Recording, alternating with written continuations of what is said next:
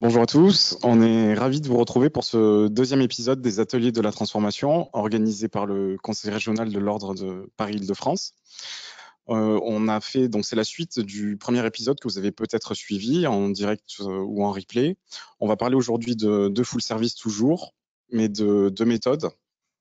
Alors pour cela, j'ai le plaisir d'être accompagné aujourd'hui par Ludovic Melot, qui est consultant et associé chez Biredi. Bonjour Ludovic. Bonjour à tous. Et par Ghislain Lagasse, associé du cabinet Cycléa. Bonjour Ghislain. Bonjour. Bonjour tout le monde. Alors, je vais faire une intro assez rapide. Donc, un petit rappel simplement sur la structure des 8 ateliers qui sont prévus sur toute cette saison 2022-2023. Le but, c'est de vraiment faire quelque chose qui soit très pratique, opérationnel pour vous aider à mettre en place des missions de full service au sein de votre cabinet. Comment on fait ça? L'idée est donc de travailler les 2 premiers ateliers, celui-ci et le précédent, sur des apports de méthode. On va voir très concret, mais de la méthode quand même. Et ensuite, de dérouler dans les ateliers qui suivent différentes missions très précises et à chaque fois de vous donner le mode d'emploi, la recette pour la mettre en place au sein de votre cabinet. Alors, on va démarrer rapidement par un petit rappel de l'épisode précédent pour ceux qui auraient loupé l'épisode. Et je vais laisser la parole à Ludovic pour cette première partie. Merci Julien, bonjour, bonjour à tous. Donc oui, bref retour sur l'atelier numéro 1 où on a évoqué le début de la démarche et de l'environnement de pourquoi faire des nouvelles missions et comment les faire. La conclusion, c'est qu'effectivement, ce développement de nouvelles missions, alors on verra tout à l'heure, qui peut être, ça peut venir un peu par hasard, mais au bout d'un moment, si on veut que ces nouvelles missions, elles prennent de la place dans l'activité des cabinets et qu'elles deviennent une activité à part entière du cabinet, il va falloir les organiser et pour cela suivre une méthode. Donc on n'a pas eu le temps forcément la dernière fois de remettre tout dans les cases. L'idée, c'est qu'il y a quatre grands piliers pour une stratégie réussie en matière de nouvelles missions. Le premier, c'est la volonté stratégique des dirigeants. Ça a l'air assez ballot, mais c'est pas si évident que ça parce que souvent il y a loin de la coupe aux lèvres et la volonté suffit pas. Tout le monde veut en faire, mais il y a un moment, il faut vraiment se donner les moyens se donner les moyens de le faire. Les moyens étant bien souvent du temps. Et on va voir encore une fois comment gagner du temps pour faire tout ça. Un marketing et une relation client revisitée pour se mettre à la place des clients, être encore plus utile dans ce qu'on peut leur apporter au quotidien pour la gestion de leur entreprise, pour la gestion de leur administratif, bref, tout ce qu'ils savent pas faire, tout ce qu'ils veulent pas faire, tout ce qui ça les embête de faire. Donc, comment on remet le client un petit peu au cœur du process. Une organisation du cabinet adaptée, parce qu'on va bien le voir aujourd'hui, que tout ça va nécessiter effectivement de revoir l'organisation de la production proprement dite, parce qu'il va falloir, l'enjeu, ça va être d'imbriquer ces nouvelles missions dans la mission traditionnelle, et donc il va falloir effectivement revoir un petit peu nos façons de faire, parce que si on continue à faire comme toujours, on aura comme toujours les mêmes résultats, et on aura comme toujours une part des missions d'accompagnement qui sera réduite dans les cabinets. Et puis évidemment une équipe qui comprenne pourquoi on fait ça et qui soit mobilisée pour le faire, et évidemment qui ait les moyens pour le faire. Alors on a mis en ligne un petit diagnostic. C'est vraiment très court. Alors c'est basique évidemment, ça n'empêche pas de faire un diagnostic plus approfondi de son cabinet, mais qui permet en quelques dizaines de questions, mais très simples, de pouvoir positionner son cabinet sur ces différents items et d'avoir un petit rapport, de se dire là, en termes de moyens, c'est plutôt bien, ça va. En termes d'organisation, là, il va falloir quand même revoir un petit peu. En termes d'équipe, il faudrait travailler sur l'embarquement des équipes, etc. Donc vous aurez l'adresse sur le PowerPoint que vous recevrez. C'est gratuit, c'est anonyme et ça vous permet d'avoir une première idée des zones à travailler plus que les autres pour être prêt, entre guillemets, pour les nouvelles missions. Alors, avant de détailler le menu du jour, quelques rappels logistiques ou techniques. Vous avez la possibilité de poser des questions tout au long de cette discussion. N'hésitez surtout pas à le faire. On prévoira un temps, si besoin, en fin de session pour répondre aux questions un peu plus longuement, mais si on peut les prendre au fur et à mesure, c'est toujours mieux. Donc n'hésitez pas à les poster tout au long de la présentation. Pour ceux qui auraient loupé le premier épisode, je ne sais plus si je l'ai dit, mais ce premier épisode est disponible en replay. Donc il y a la possibilité de se rattraper si jamais vous l'aviez loupé. Et cet épisode-là sera lui aussi bien sûr disponible en replay avec le support mis à disposition. Voilà. On va démarrer donc tout de suite avec le menu, puisqu'il est question de cuisine aujourd'hui. Voilà, on va faire ça un peu en mode recette de cuisine. La recette nouvelle mission. Et donc on va vous présenter les 8 ingrédients indispensables pour réussir le développement de nouvelles missions. Donc on va vous les présenter aujourd'hui pour avoir une vue d'ensemble, que vous ayez une vue d'ensemble un petit peu de la démarche. Et en fait, quand on a préparé l'atelier, on voulait faire quelque chose de vraiment très très détaillé, mais le webinaire il aurait duré 4 heures ou 6 heures, donc ça n'aurait pas été franchement possible. Et comme je déteste être en retard, on a changé le mode de fonctionnement. Donc aujourd'hui, on a la grande image, donc on va défiler les 8 ingrédients, et puis on échangera avec Ghislain notamment sur lui qui nous raconte dans la vraie vie comment ça se passe. Et puis dans quelques jours, on mettra en ligne un questionnaire, pas du tout, un guide pratique où là, pour le coup, vous aurez pour chacun de ces ingrédients la démarche pas à pas, mais vraiment pas à pas. L'idée, c'est vraiment de vous accompagner tout au long de cette démarche. Comment on fait concrètement pour traiter cet ingrédient, les points d'attention, et puis des outils qui pourront vous aider pour le faire, les outils qui sont mis à disposition par l'ordre, des choses qui existent déjà pour vous simplifier le travail et pour que vous n'ayez pas à réinventer la mentalo à chaque fois, et encore une fois dans l'objectif de gagner du temps, quoi. Donc ça, donc c'est pas la peine de se précipiter sur l'adresse, il n'y a rien pour l'instant. Ça sera en ligne en début de la semaine prochaine, mais pour le coup, on vous fera un mail pour vous prévenir quand ça sera disponible. J'ai une première question là sur le lien a priori de la page d'avant, quelqu'un qui dit que le lien fonctionne pas. Si c'est le cas, de toute façon, enfin ça sera corrigé et ça sera envoyé dans le support. Vous aurez le bon. Je peux plus d'infos. Merci. Merci Sandrine. Merci bien. Merci. Non, mais blague à part, oui, je vais vérifier ça et on remettra le bon lien sur les slides qu'on vous enverra. Alors, non, c'est simplement avant de démarrer donc sur la recette de cuisine en tant que telle, il y a des choses à préparer en amont. C'est les 2 prérequis. Voilà, il y a 2 prérequis absolus. Donc on en a parlé plein de fois, je ne vais pas revenir dessus en détail. Le premier, c'est évidemment de gagner du temps. C'est pas à vous que je vais apprendre qu'il y a quelques tensions sur le marché du travail aujourd'hui dans les cabinets. Donc il va falloir faire le maximum pour gagner du temps. Et pour gagner du temps, il y a deux branches. Il y a une, intégrer des outils qui automatisent le plus possible. Il y a de plus en plus d'outils qui fonctionnent très très bien et qui peuvent faire gagner du temps aux équipes. Et puis revoir les méthodes et les process de production, produire la mission différemment, en arrêtant de faire des choses qu'on fait aujourd'hui qui ne sont pas forcément utiles ni aux clients ni au respect des normes, et en organisant la production. Donc ce qu'on verra dans le dernier point d'aujourd'hui, en organisant la production différemment pour limiter les goulots d'étranglement et gagner du temps. Donc je vous ai mis le lien, ça a été largement développé dans l'atelier 4 de la saison 1, et j'espère que le lien fonctionne, sinon vous me dites. Là, il y a un deuxième commentaire, donc c'est un peu le feuilleton de ce début d'atelier, c'est le premier lien fonctionnerait, d'après le deuxième commentaire que j'ai. Donc c'était peut-être le deuxième dans ce cas-là, mais voilà, donc c'était bon sur le premier. Très bien. Pour autant, donc là, on parle de gagner du temps. Pour autant, on va le voir aussi, ça ne veut pas dire qu'il faut avoir un collaborateur 100% disponible pour envisager de commencer à faire quelque chose. Non, dans un monde parfait, on dirait, il y a encore 2-3 ans, on conseillait à tous les cabinets qu'on accompagne de se mettre en position de sureffectif. Aujourd'hui, quand on leur dit ça, ils nous disent « Ouais, t'es bien gentil, mais j'ai déjà du mal à être au ras des flots en sureffectif. » Mais on va voir que même à isopérimètre, en organisant la production différemment, on arrive à libérer du temps pour certains profils de collaborateurs. Et puis le deuxième prérequis, c'est évidemment d'embarquer les équipes dans le projet, parce que ces missions de demain, l'enjeu, on l'a vu la fois dernière, l'enjeu c'est de récupérer entre guillemets le chiffre d'affaires perdu sur la mission traditionnelle, mais aussi de pallier le sous-effectif, enfin la sous-activité des collaborateurs avec l'automatisation croissante et notamment la facture électronique. Le problème, c'est que le métier des collaborateurs va profondément changer.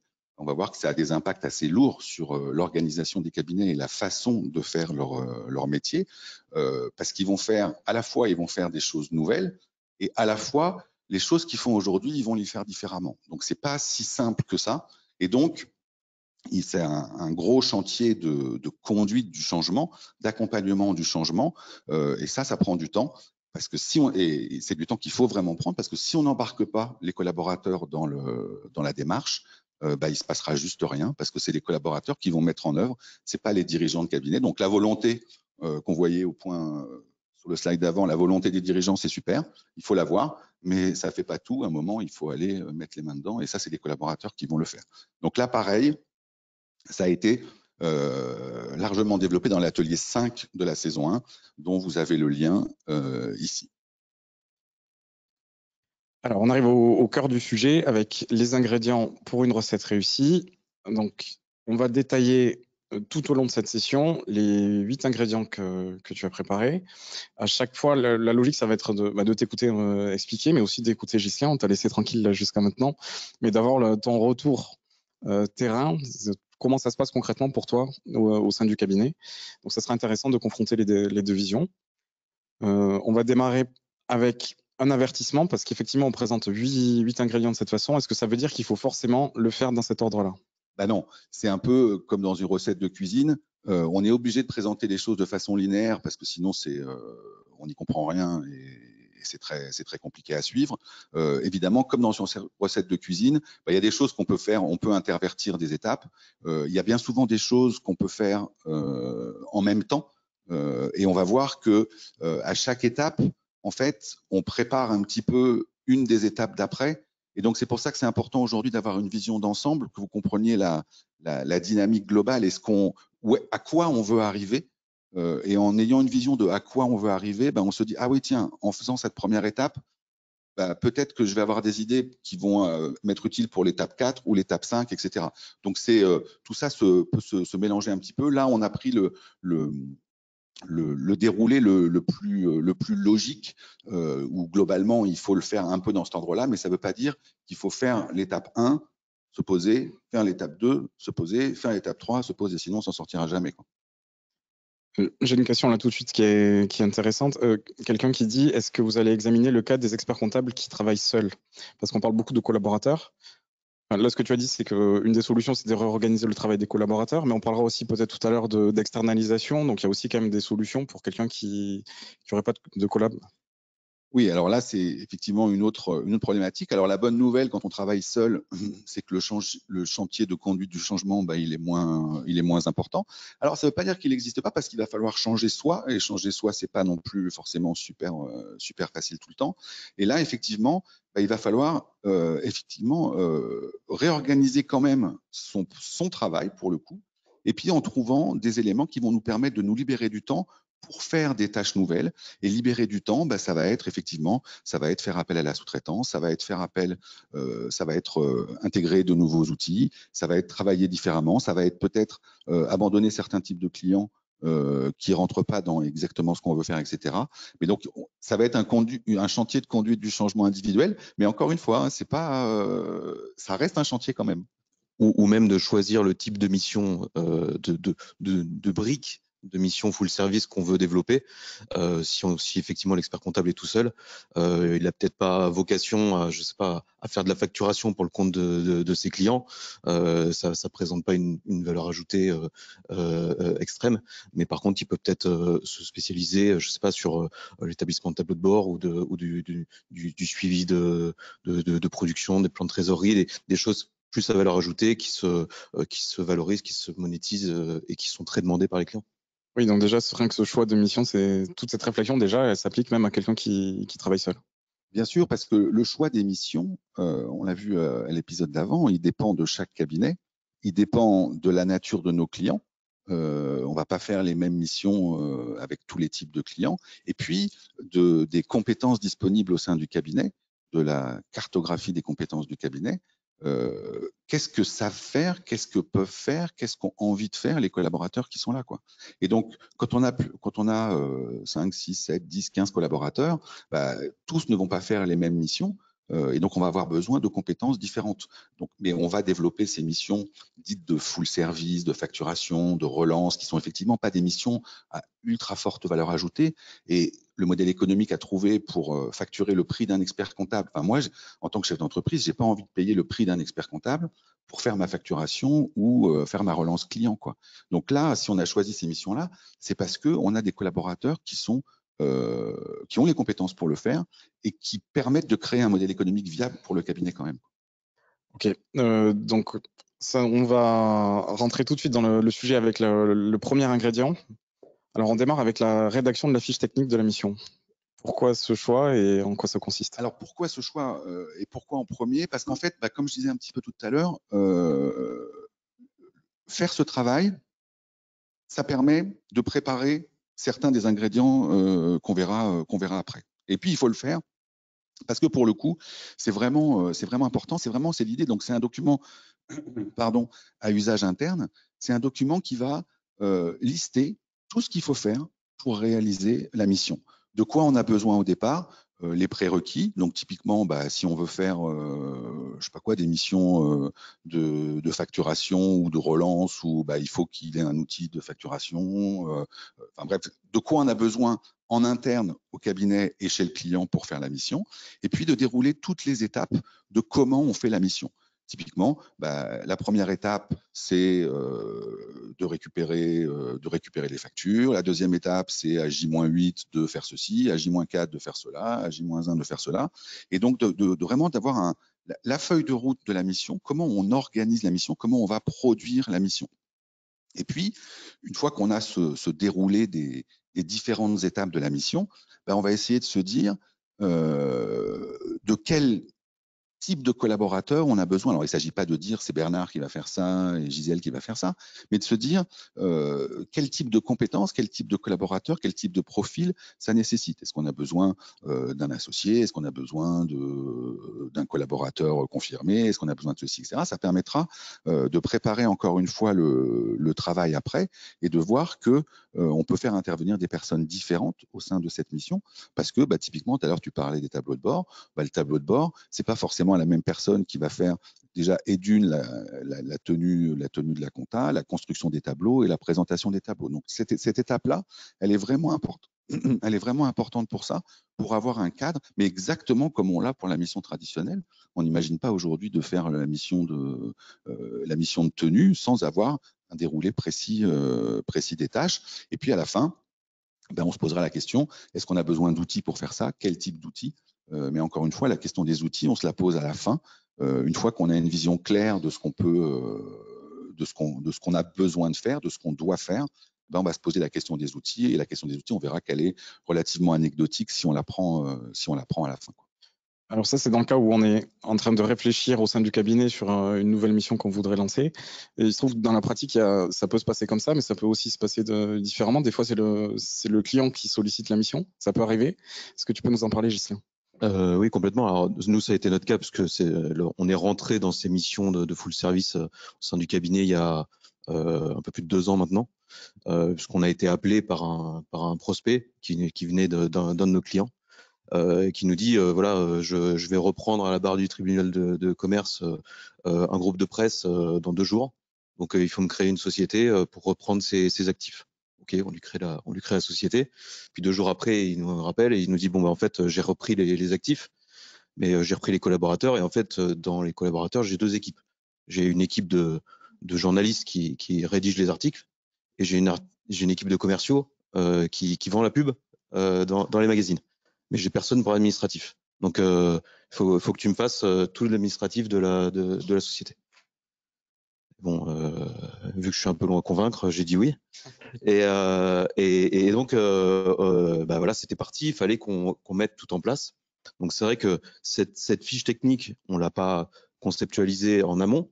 Aujourd'hui, elle existe, mais c'est plus, comme tu disais, un mode opératoire de nos missions, mais qui est fait a posteriori, plus pour que les collaborateurs et pour le suivi de la mission, pour qu'ils sachent comment est organisée la mission, quel outil utiliser, mais c'est pas un préalable à la mise en place de la mission.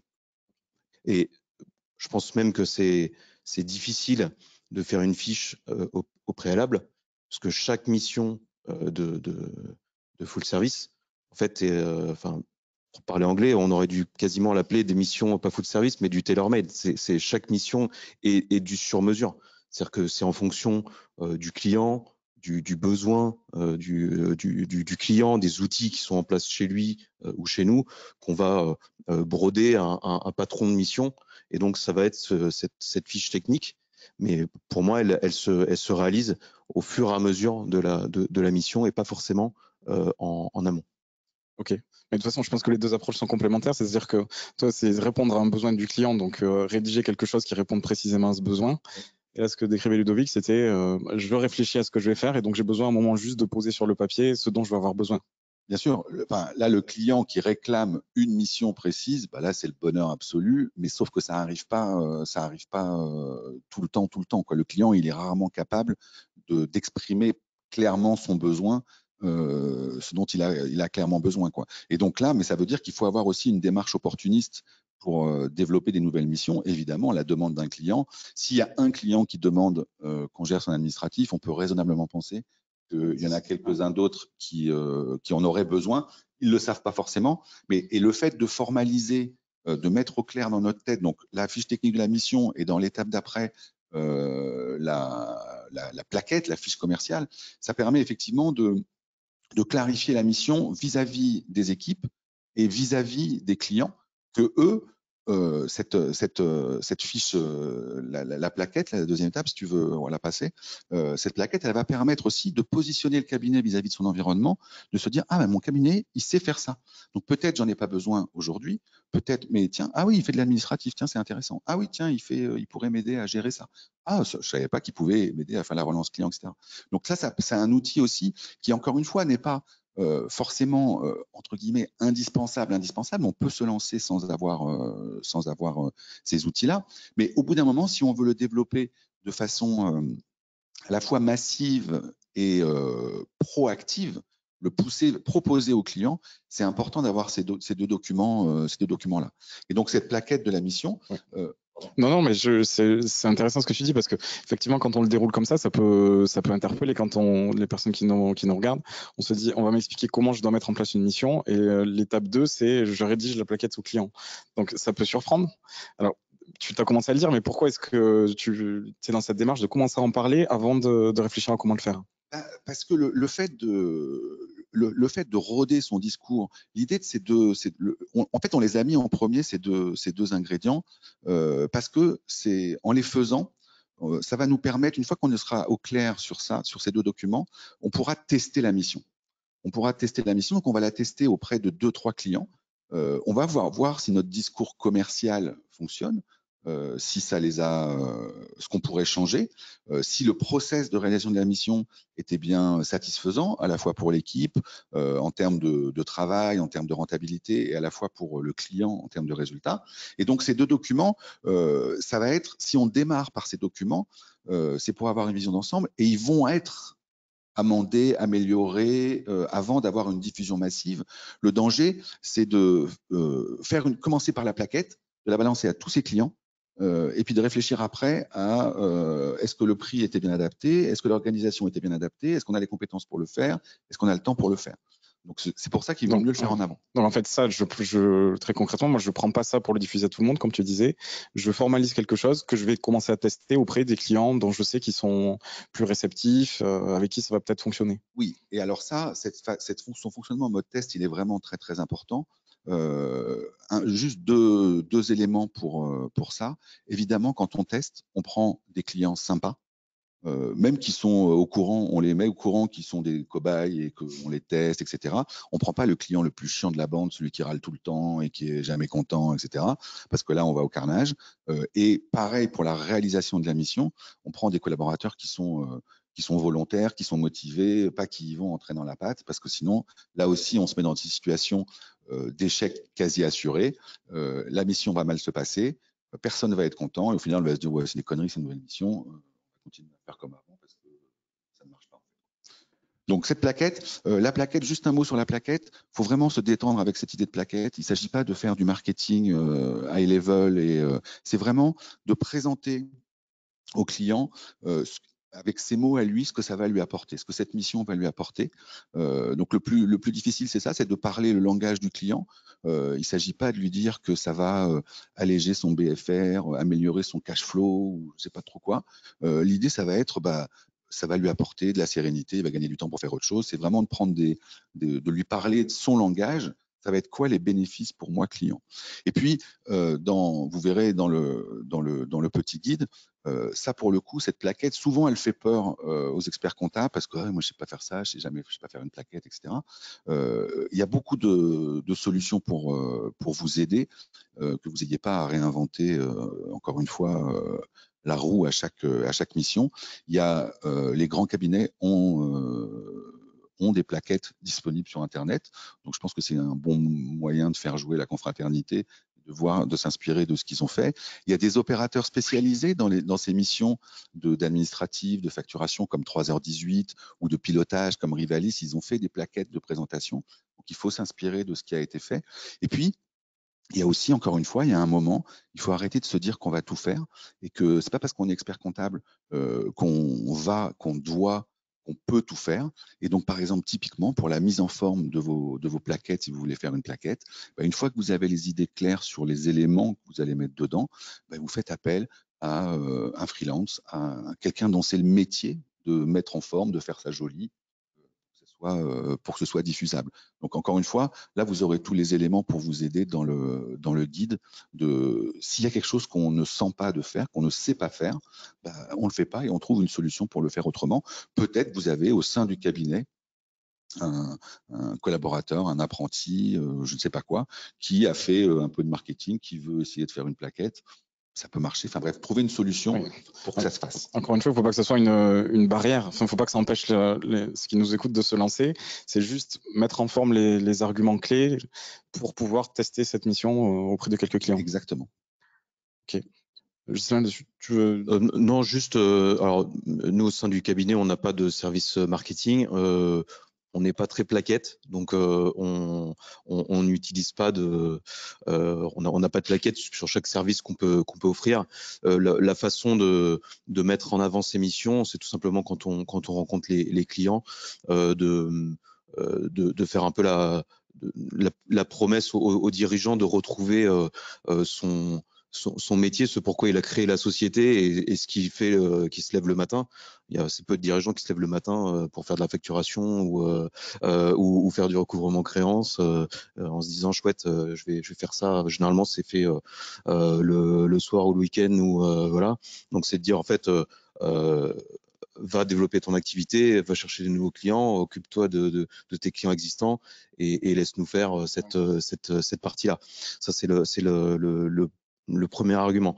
Le second qu'on utilise, c'est de dire au sein des TPE, pour avoir une fonction administrative qui soit capable de faire en interne, je parle au niveau des sociétés clientes, tout ce que propose une offre de full service d'un cabinet expertise comptable, ça veut dire que soit ils doivent recruter un mouton à 5 pattes, et ils ont encore plus de mal que nous à les trouver et avoir l'attractivité. Nous, c'est vrai qu'on se flagelle souvent sur l'attractivité des cabinets expertise comptables, mais il faut voir qu'en entreprise, c'est aussi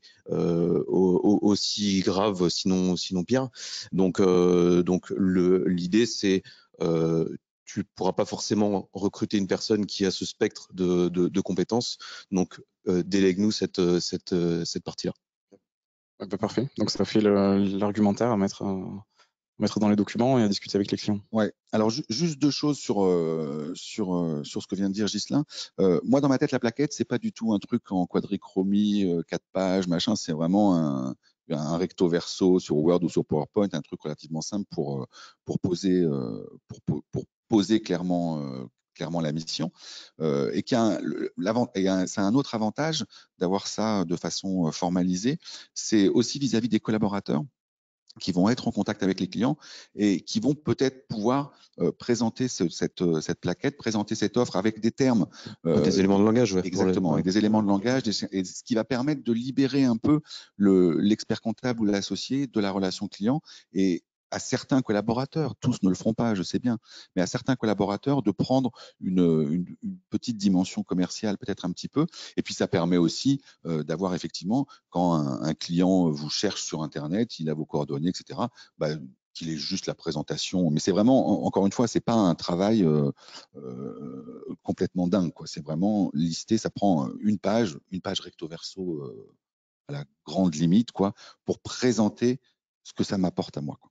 Là, ce qui est bien dans les arguments que tu donnais, c'est qu'on retrouvait aussi ce que tu disais tout à l'heure, c'est-à-dire qu'on n'est pas sur des arguments comptables, financiers, tu parles pas de besoin en fonds de roulement ou quoi que ce soit, tu parles vraiment de l'intérêt pour le chef d'entreprise qui va pouvoir se concentrer sur son cœur de métier.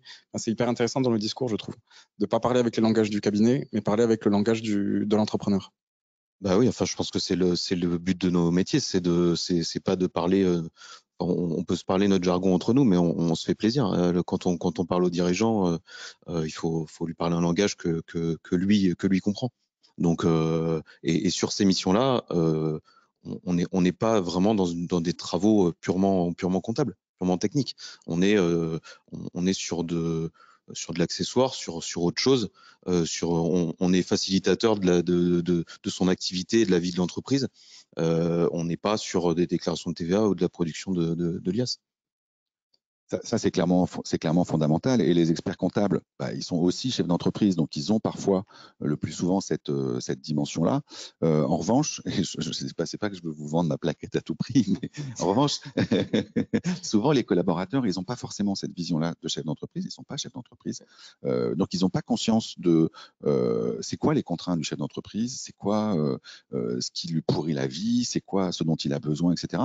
Et qu'encore une fois, avoir structuré le langage comme ça permet de lui faire prendre conscience que, ah oui, en fait, je vais pas juste appeler ses clients pour râler, je vais lui simplifier la vie, je vais lui donner de la sérénité, du calme, il va pouvoir faire autre chose, etc., quoi. Bien. On passe au, oui, ça, on l'a dit. On passe au troisième point. Juste une petite précision. Donc sur le feuilleton de l'adresse, c'est définitivement réglé là sur le téléchargement. Il y a un certain Philippe B qui a donné le lien correct. Voilà. Donc c'est bon. Parce que le lien n'était pas bon, c'est ça? Il y avait peut-être une coquille ou quelque chose à supprimer, mais en tout cas là sur le chat, il y a le lien de téléchargement. Donc merci Philippe B. La dernière fois, on m'a piraté ma montre et maintenant on me pirate mes slides. C'est un complot. On passe, et le support donc sera bien envoyé. Hein. Quelqu'un avait posé la question, le support sera envoyé. On passe au troisième ingrédient, donc découper l'émission en blocs de tâches. Donc là, on rentre dans le dur. On parlait tout à l'heure de communication, de rédiger, de formaliser. Là, vraiment, ça va être du découpage. Ouais. Là, on va. L'idée, ça va être effectivement d'appréhender les missions différemment, de plus les appréhender en un bloc unique et monolithique, mais de les découper en blocs de tâches, parce qu'on se rend bien compte que dans une mission, et encore plus quand on va avoir une mission étendue où on va avoir notre mission comptable évidemment, mais peut-être on va avoir un petit peu en amont une mission de full service, et puis on va avoir en aval une mission de pilotage ou de gestion de trésorerie ou je ne sais quoi. On va avoir une mission étendue, et on se rend bien compte déjà en le disant comme ça que toutes les tâches de cette mission étendue, elles ne devront pas être prises en charge par le même type de collaborateurs, elles ne nécessiteront pas les mêmes compétences. Et donc on va effectivement déconstruire, c'est à la mode, on va déconstruire les missions du cabinet. Donc on va les lister toutes les tâches qui composent ces missions. Donc, les missions nouvelles, celles qu'on va proposer, mais aussi et surtout, enfin, pas surtout, mais aussi en tout cas, la mission traditionnelle, celle qu'on fait tous les jours, pour lequel on a pour le coup une bonne vision de la succession des tâches. Et puis, une fois qu'on aura cette liste de tâches, donc on aura, je sais pas, 30, 40, 50 tâches pour faire une mission, et ben on va les regrouper en blocs de tâches. Un bloc de tâches étant une série de tâches qui peut être prise en charge par le même type de personne, avec le même type de compétences. Est-ce qu'on peut mettre des exemples concrets, par exemple? Qu'est-ce qui est une tâche et qu'est-ce qui est un bloc de tâches? Par exemple, on va avoir, je sais pas, on va avoir la saisie. Oui. on va avoir la récupération des pièces, on va avoir la saisie, on va avoir la récupération des applications diverses et variées, on va avoir la tenue, on va avoir les déclarations de TVA, on va avoir le pointage, la révision, toutes ces étapes-là. Ça, c'est des tâches. Ça, c'est des tâches. Voilà. Okay. Et puis après, des tâches entre le lettrage, le pointage, la déclaration de TVA, peut-être ça peut être pris en charge par le même type de profil, le même type de compétences. Ça va faire un bloc de tâches. La révision va faire un bloc de tâches, etc. Les entretiens, etc. Et donc, on va les regrouper comme ça en blocs de tâches. Alors, dit comme ça a l'air un petit peu compliqué. J'ai quand même une super bonne nouvelle. C'est qu'en fait, ce travail, il a été mené par les Moulins, par le think tank Les Moulins, dans le cadre de la dernière étude, qui elle aussi est en téléchargement libre. Il a été mené sur les 3 grandes missions des cabinets d'aujourd'hui, la tenue, la révision et la mission sociale. Donc là, on a déjà ce découpage. Après, vous le mettrez bien à votre sauce comme vous voulez, mais on a ce découpage qui a été fait. Donc reste, entre guillemets, à faire le découpage des nouvelles missions, de se dire, la mission de facturation, la mission de relance, c'est récupérer les flux, faire le mail au client, etc., faire les relances papier, faire les relances. En fait, donc on passe d'une approche où on se disait peut-être telle mission, je vais la donner à un tel au sein du cabinet. Là, la logique est plus saine là, c'est de dire je fractionne ça en tâches et peut-être que sur une même mission, je vais pouvoir donner un bout à quelqu'un, un bout à un autre. C'est ça, c'est un changement de façon d'apprendre les missions. En fait. C'est exactement ça. Alors Julien, il me connaît, il sait il se dit, on n'aura jamais le temps de faire le point 8, donc je vais te donner la conclusion. Non, pas vite. Non, mais je te connais. C'est exactement ça qui va se passer effectivement à la fin, une fois qu'on aura tout déconstruit. On va effectivement jouer au Lego pour reconstruire un petit peu tout ça et de se dire, cette tâche-là, qui peut la prendre en charge? Et donc effectivement, le collaborateur A, au lieu d'avoir ses 12 dossiers, il va avoir des tâches, différents types de tâches sur 20 ou 30 dossiers, etc. Donc ça, effectivement, c'est un vrai changement dans l'organisation du travail et des missions dans les cabinets. Dernier point sur ce découpage en boucle de tâches. Donc, par exemple, typiquement, lister toutes les tâches, c'est un petit peu ce qu'on a fait dans la définition de la mission au tout début, dans la fiche technique de la mission, quoi. Et donc là, dernière étape, essayer d'estimer un petit peu le temps nécessaire à la réalisation de ces tâches. Alors ça, c'est simple pour des missions qu'on fait déjà ou des choses qu'on fait déjà. Ça devient évidemment, c'est déjà plus compliqué pour les missions qu'on ne connaît pas, d'où la nécessité dans le développement de nouvelles missions de commencer par les missions les plus simples et celles qu'on maîtrise déjà, même si on l'a pas. Il y a plein de missions qui sont qu'aujourd'hui on ne facture pas, qui sont pas identifiés, mais qu'on sait faire au sein des cabinets.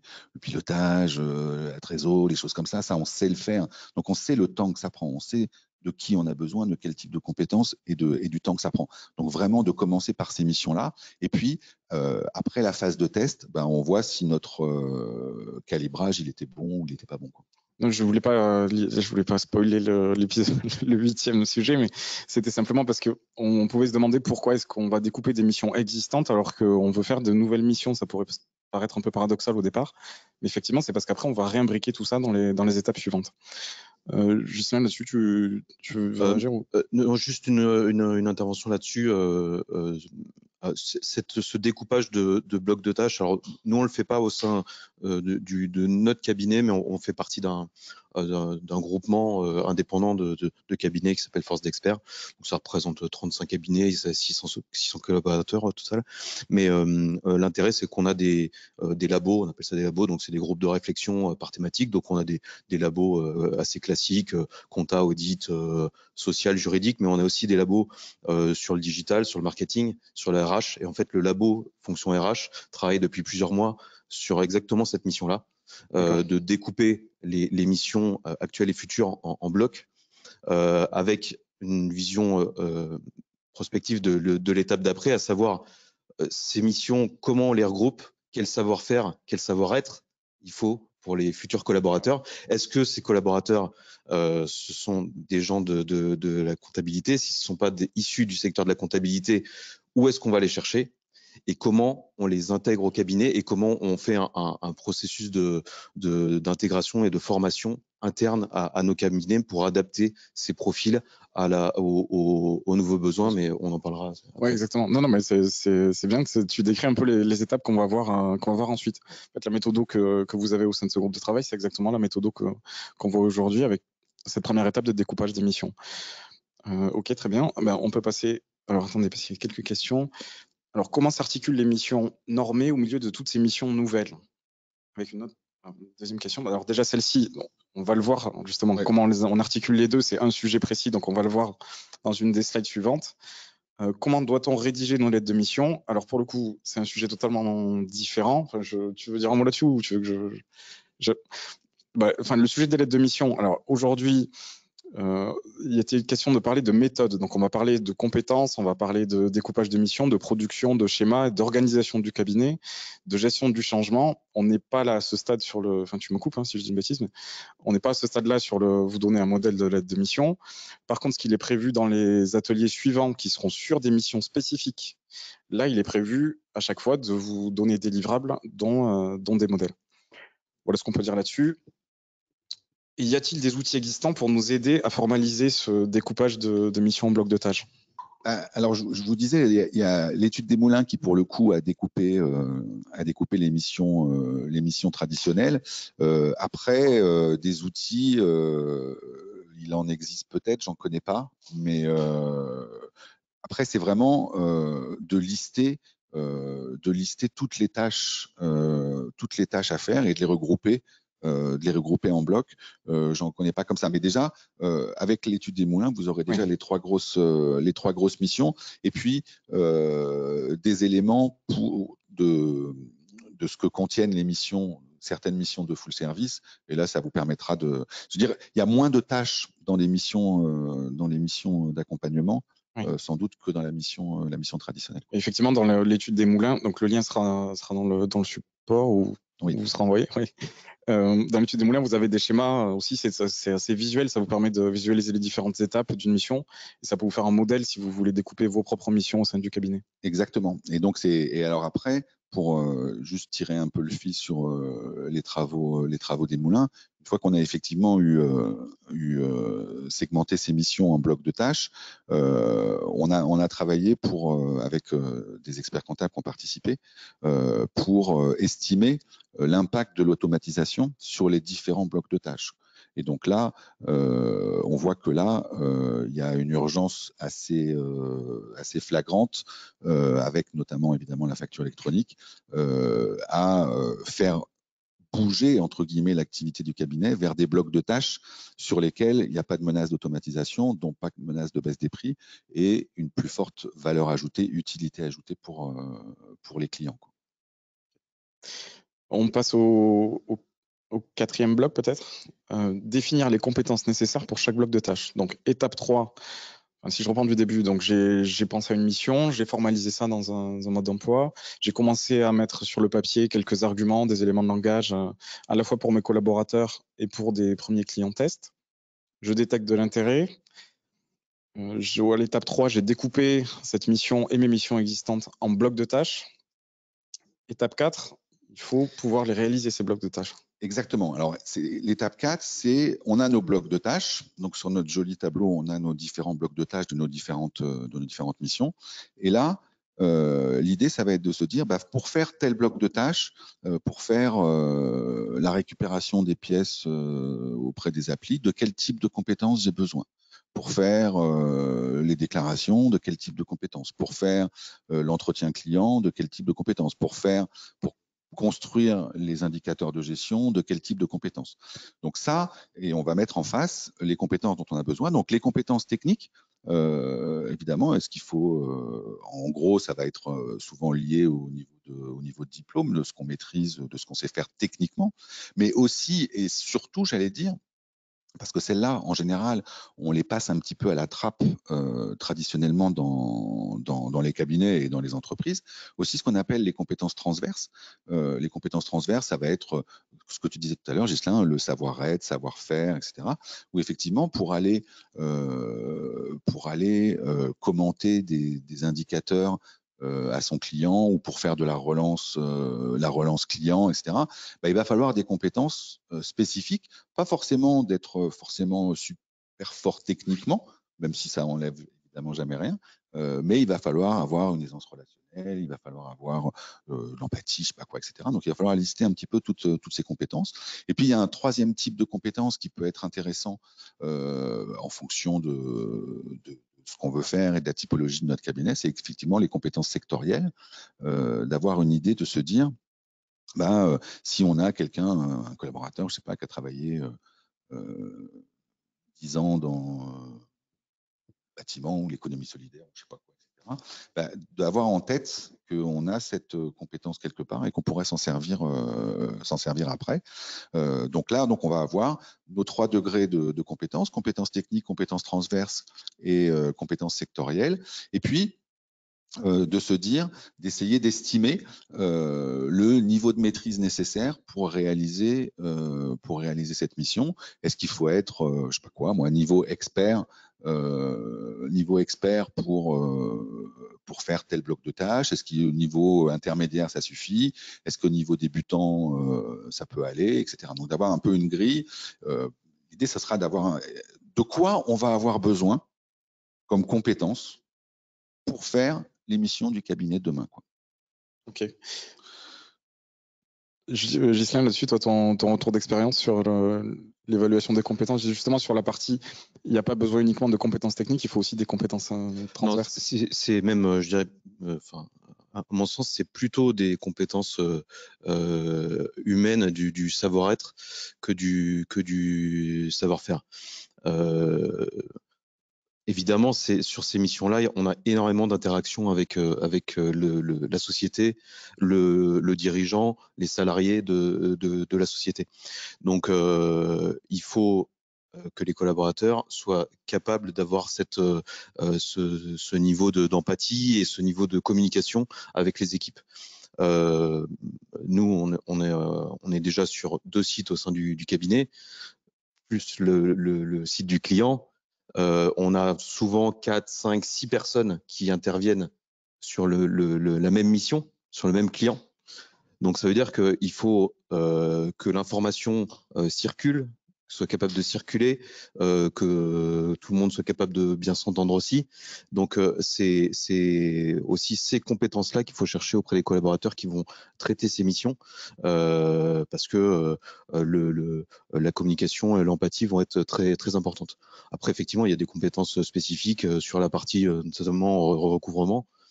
Bon oui, il faut que la personne qui fasse du recouvrement soit capable des fois de durcir un peu le ton et voilà, si on a quelqu'un qui appelle et qui est tout gêné de demander que la facture soit réglée, ça va pas le faire. Donc voilà, c'est beaucoup de compétences humaines. C'est intéressant aussi parce qu'on a l'habitude, quand on évalue des compétences, souvent d'être toujours sur du technique. Est-ce qu'il est bon en fiscal? Est-ce qu'il est bon en compta? Et là, on voit que c'est pas du tout ce dont on a besoin, notamment pour des missions full service. On met l'accent dessus, oui, évidemment, mais parce que le modèle était fait comme ça, était fait pour ça. On avait un métier très technique et on recherchait les compétences techniques pour produire une information financière. En gros, c'était ça notre travail. Notre travail, c'était dans les cabinets, c'était d'être bon techniquement pour que l'information produite soit fiable, quoi. Tout d'un coup, aujourd'hui, on dit ouais, mais en fait non, parce que et d'une, il y a des outils qui nous permettent de gagner du temps sur cette production de données, et de deux, le client, il aimerait bien qu'on lui apporte autre chose, qu'on fasse autre chose, d'autres choses pour lui. Mais le problème, c'est que les trucs qu'il attend, ils nécessitent des compétences techniques, mais ça, on les a, quoi. C'est pas qu'elles sont moins importantes, ces compétences techniques. De toute façon, on les a. Donc, on les a dans les cabinets. Donc, là, c'est parfait. Mais ça va nécessiter des compétences, d'autres types de compétences, effectivement. Et c'est pour ça qu'aujourd'hui, on met beaucoup l'accent. Moi, je ne crois pas du tout. On entend dire des fois, plus besoin de compétences techniques, seules les compétences, les soft skills sont importantes. Non, évidemment que non. Mais les compétences techniques, on les a de toute façon. Donc, c'est comment on les habille, enrobe, augmente de compétences transverses, des compétences qui, on va le voir à l'étape d'après, sont en partie présentes dans les cabinets. Mais c'est la nécessité de... Et là, on voit bien que c'est vraiment important de raisonner collaborateur par collaborateur, parce que tous les collaborateurs seront pas en mesure d'être à l'aise vis-à-vis du client, d'être à l'aise pour faire de la relance, d'être à l'aise pour différents types de tâches. Et donc, c'est pour ça qu'il va falloir individualiser un petit peu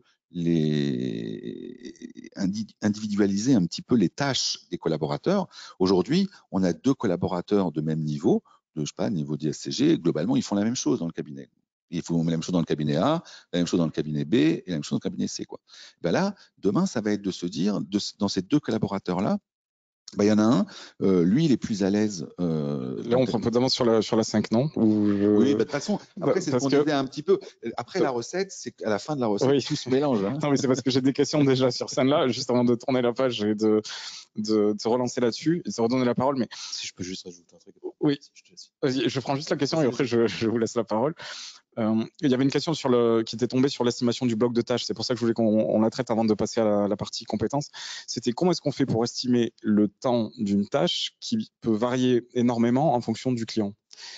Qu'est-ce que je mets comme temps alors que quand je fais du recouvrement pour une TPE ou pour une PME, c'est pas forcément le même temps que je passe. Quelle doit être la méthode là, dans ce cas-là? Alors la méthode, alors je sais que c'est pas un terme très très apprécié dans les cabinets. On va pas pouvoir avoir une 18 minutes quoi. Cette tâche-là prendra 18 minutes. Non, ça va être un petit peu à la louche d'avoir une estimation quoi, un ordre de grandeur. C'est à peu près tant de temps. Et après, évidemment, si on fait de la relance, donc c'est de se dire, faire une opération de relance, globalement, ça prend tant de temps. Alors bien sûr, si la relance, ça se réduit au premier mail de relance, le client y paye, etc. Ça aura duré moins longtemps. Ça durera plus longtemps si il faut aller jusqu'au courrier, etc., etc. Je peux pas super répondre à la question de façon très précise. Ça va être une estimation. On va essayer de faire des estimations les moins fausses possibles, quoi. Alors, nous là-dessus, moi ce que j'explique aux clients, c'est que ce qu'on vend, c'est du temps de collaborateur. Pour autant, la plupart des missions sont vendues au forfait. Mais j'explique clairement aux clients que oui, quand on met en place une mission, on va faire un forfait sur une base estimée de temps, mais que si on est complètement hors des clous, évidemment, on va réviser cette facturation. Mais c'est exactement la même chose sur des missions classiques. Quand on prend un nouveau client, où c'est toujours le client qui dit « Ah, mais moi, j'ai rien. Moi, j'ai 3 mouvements sur ma société. Hein. » Puis après, on prend le relevé bancaire et puis il y a 150 lignes tous les mois. Donc, en fait, c'est très difficile à estimer en amont et il faut être capable aussi, après, de dire aux clients, en fait, voilà, on a passé énormément de temps sur la facturation ou sur la relance pour X ou Y raison. Et donc, voilà, soit on ajuste, soit on arrête. C'est aussi simple que ça. Après, donc il y a la partie effectivement budget, il y a aussi la partie quand on fait ce découpage de tâches, peut-être qu'on peut quand même descendre, on peut faire une estimation et quand on fait son découpage et se dire que passer un coup de fil à un client, ça sera tant, qu'on peut le découper à l'unité et après le multiplier en fonction des tailles de clients. Enfin, est-ce qu'il y a des... Pour la facturation, ouais, c'est relativement, ouais. pour le coup, c'est relativement simple de faire ça, effectivement comme ça. Mais c'est pour ça, dans ce que dit Ghislain, que le découpage en blocs de tâches et en niveau de compétences face à ces blocs de tâches, il est important parce que ça permettra aussi de dire au client, exactement comme tu dis, de dire, voilà, on a prévu ça. Mais si jamais ça part en sucette, on révise. Et puis, de faire à la fin le bilan, de dire finalement, il a fallu 10 heures de plus d'un collaborateur junior, 5 heures de plus du directeur de mission et 2 heures de plus de l'expert comptable. Et là, ça permet le client, il comprend bien qu'on ne peut pas savoir dès le début ce que ça va donner. Mais donc, je suis désolé je sais que je n'ai pas ça en général, c'est à peu près, c'est à la louche. Je voulais juste revenir sur un point sur les différentes compétences. Prendre un exemple un peu concret sur la partie recouvrement de créances clients. Quand on a décidé de lancer ce type de mission, on n'a pas recruté un chargé de recouvrement qui viendrait, je sais pas, d'un facto ou quelque chose comme ça. On a d'abord mis en place des solutions type une application, enfin voilà, un logiciel. En l'occurrence, c'est une application qui s'appelle Upflow, qui permet de faire des plans de relance, de définir des plans de relance. On l'utilise pour nous au cabinet et du coup on le déploie chez nos clients. Et puis après, une fois qu'on arrive au bout de cette application qui envoie des mails réguliers pour relancer, il fallait la phase de prendre le téléphone. Et au sein du cabinet, on a une personne qui est chargée de l'onboarding client, donc elle est plutôt agréable au téléphone, elle est chargée d'ouvrir les logiciels sur les nouveaux clients, de les former à ça, etc. Donc elle a de l'empathie, elle est agréable. Mais bon, en même temps, on sentait bien que s'il fallait qu'elle distribue quelques gifles, elle était aussi capable de le faire. Donc du coup, on l'a mis sur ces missions-là. Donc c'est pas elle qui fait la partie facturation ou qui fait la partie plan de trésor, etc. Et il y a un moment où elle a la vision des comptes flow des clients. Donc elle voit les créances clients, les balances âgées, etc. Elle a toutes les coordonnées des clients et de temps en temps, elle fait des sessions de relance, elle décroche le téléphone et elle va distribuer des pains et voilà, et fait rentrer les fonds chez les clients. Et pour autant, elle a pas du tout ça sur son CV, mais juste elle a la compétence personnelle pour pouvoir le faire. Parfait, ça nous fait la transition parfaite avec la partie 5. Effectivement, parce que là, on avait quelqu'un, ce que tu décris, c'est super intéressant parce qu'on a quelqu'un dont le poste est à la fois d'ouvrir des logiciels pour des nouveaux clients, de faire de l'onboarding, de faire du recouvrement. Ouais. Sur le papier, c'est un poste qui n'existe pas dans les référentiels de postes qu'on connaît. Ah bah non, puis si tu cherches à recruter ce profil-là, tu le trouveras jamais, quoi. Parce qu'il existe, enfin il n'existe pas. Si, il existe, la preuve que si, mais c'est pas, on va pas créer un poste comme ça. Donc nous, sans compter qu'en plus, tout à l'heure tu disais, nous on n'a pas de service marketing, on est un petit cabinet, donc déjà vous êtes déjà plus gros que la moyenne, mais globalement dans les cabinets, on va pas pouvoir créer un poste à chaque fois qu'on va pouvoir faire une nouvelle tâche, quoi. Et donc c'est pour ça qu'il va falloir le réorganiser comme ça. Et donc là, l'état des lieux des compétences, alors là c'est vraiment une étape vraiment importante. Dans l'étape d'avant, donc on a vu de quelles compétences on aura besoin dans les mois, les années à venir pour réaliser nos missions. Et là, il va falloir se pencher sur c'est quoi mon stock, qu'est-ce que j'ai dans mes placards pour faire ma recette de cuisine, quoi. De quoi je dispose, c'est quoi les compétences que j'ai au sein du cabinet. Donc là, il faut impérativement, pour faire ça, travailler avec les collaborateurs et un par un, quoi. Alors, il ne s'agit pas de faire de remplir la grille ensemble, mais à un moment, il faut se travailler ensemble pour se mettre d'accord et puis pour permettre de faire émerger dans les deux sens, en fait, de faire prendre conscience à certains collaborateurs qu'ils ont cette compétence-là, alors que eux, instinctivement, ils n'en auraient pas parlé, ils ne l'auraient pas dit, ils ne seraient pas vus capables de faire ça. Et puis, de l'autre côté, que le collaborateur puisse dire, attends, mais moi, je sais faire ça. Dans le cabinet dans lequel j'étais avant, je créais, c'est moi qui animais le site Internet, c'est moi qui l'ai créé, c'est moi qui faisais ceci, etc.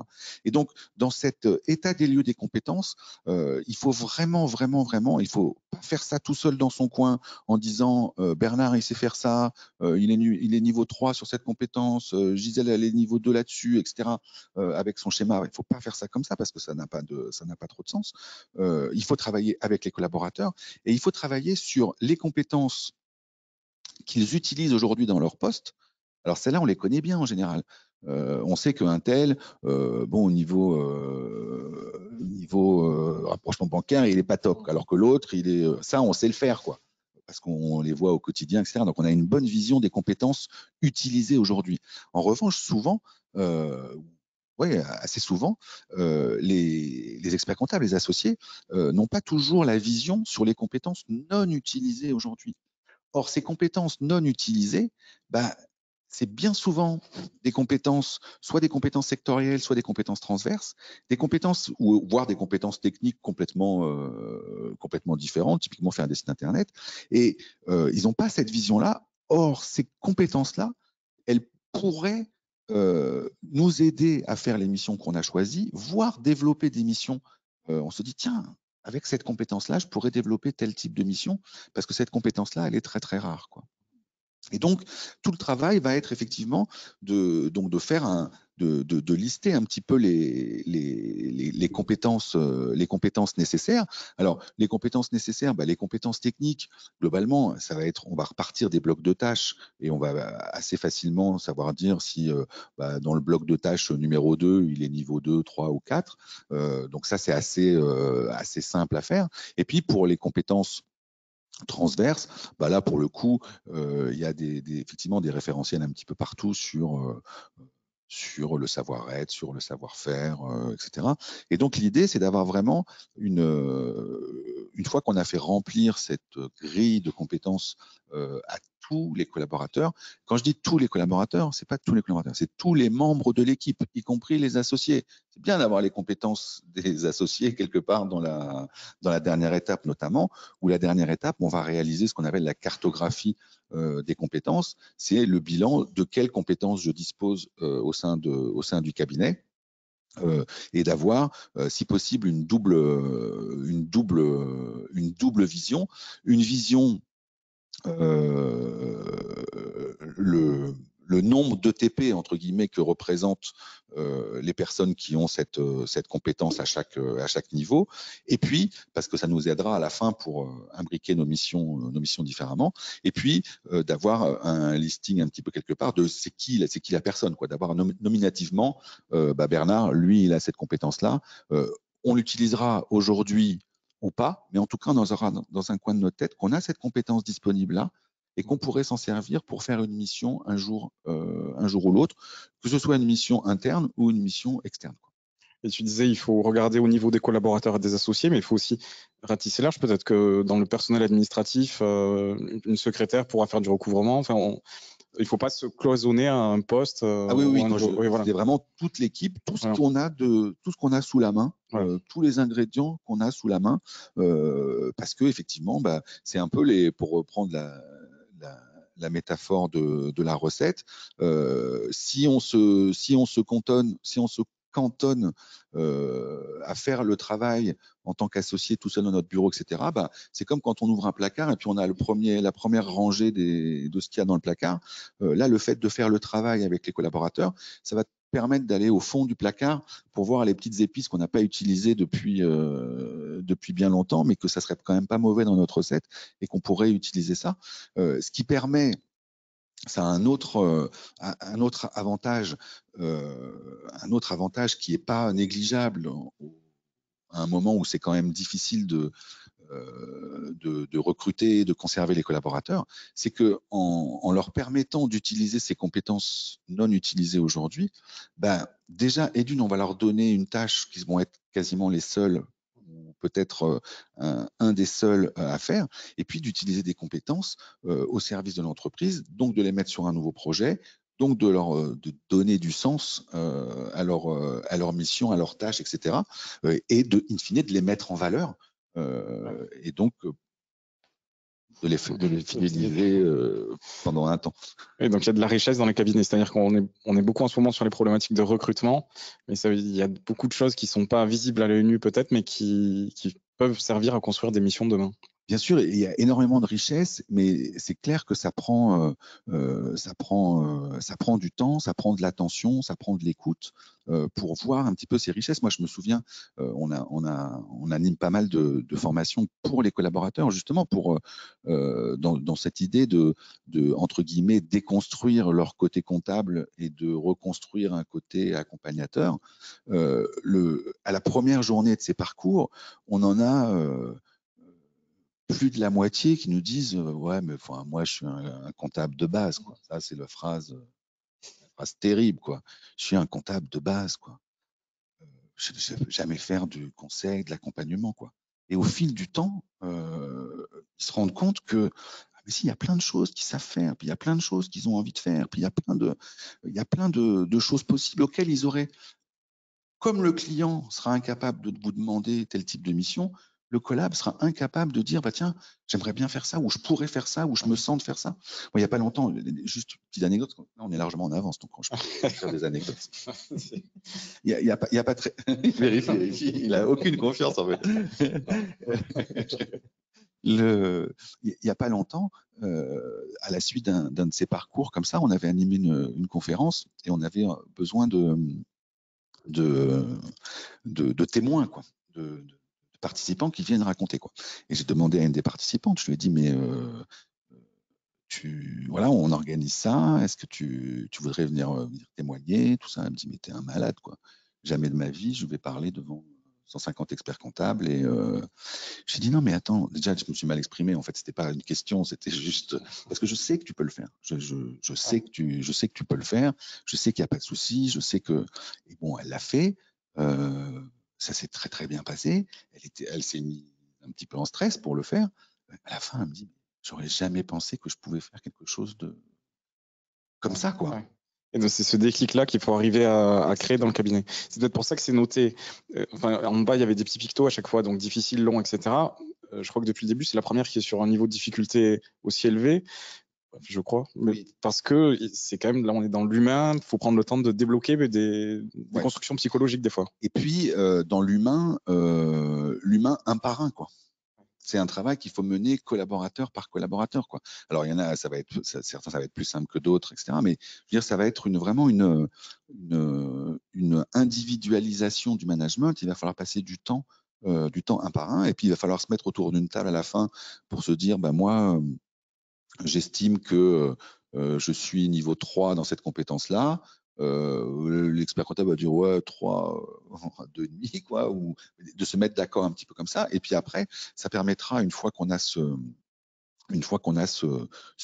paysage-là, de se dire, sachant que cette étape-là, c'est vraiment l'occasion, en plus de faire le point avec les collaborateurs sur leurs envies, sur leurs appétences, qu'est-ce qu'ils auraient envie de faire dans le cabinet de demain, quel type de mission ils se sentent de prendre en charge, qu'est-ce qu'ils aimeraient bien faire, qu'est-ce qu'ils ont déjà fait avant, etc. Et ça permettra d'arriver tranquillement à l'étape numéro 6, de se dire, bah ok, tel collaborateur, enfin le cabinet dans son ensemble veut faire tel type de mission, il a tel type de compétences, il faut qu'il monte en compétences sur ça, ça, ça et ça. Et puis collaborateur par collaborateur, de se dire, bon bah ok, moi je voudrais faire tel type de mission. J'ai niveau technique, les compétences techniques, je les ai. Ça va, ça marche. On est d'accord ensemble.